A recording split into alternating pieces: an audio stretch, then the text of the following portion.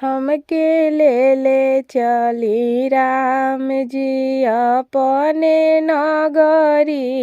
हमके ले चली राम जी अपने नगरी।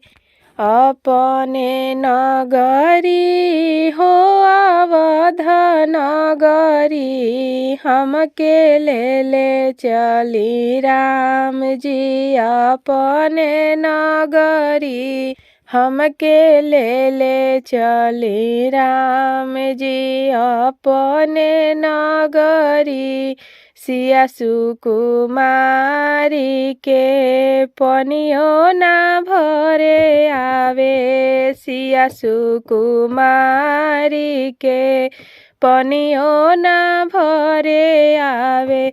हम त निति उठी चरण पखारब रउरी। हमके ले चली राम जी अपने नगरी। हमके ले चली राम जी अपने नगरी।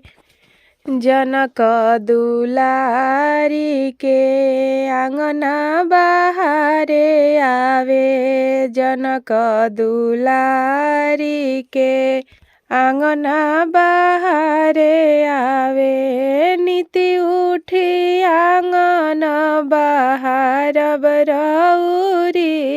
हमके ले चली राम जी अपना नगरी। हमके ले चली राम जी अपना नगरी। सिया सुकुमारी के अवटो ना सने आवे। सिया सुकुमारी के अटवो ना सने आवे। नीति उठी भोजन बनाइब रउरी। हमके ले चली राम जी अपने नगरी। हमके ले चली राम जी अपने नगरी। सिया सुकुमारी के सेजियो ना सजावे आवे।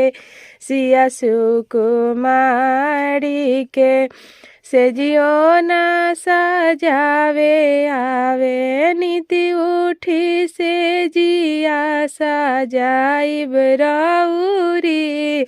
हमके ले चली राम जी अपने नगरी। हमके ले चली राम जी अपने नगरी। सिया सुकुमारी के चरणों ना दबावे आवे। सिया सुकुमारी के चरणों ना दबावे आवे। नीति उठी चरण दबाइब रउरी।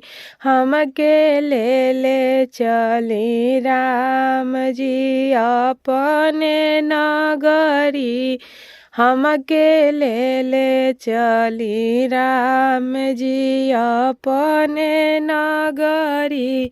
अपने नगरी हो अवध नगरी। हमके ले चली राम जी अपने नगरी। हमके ले चली राम जी।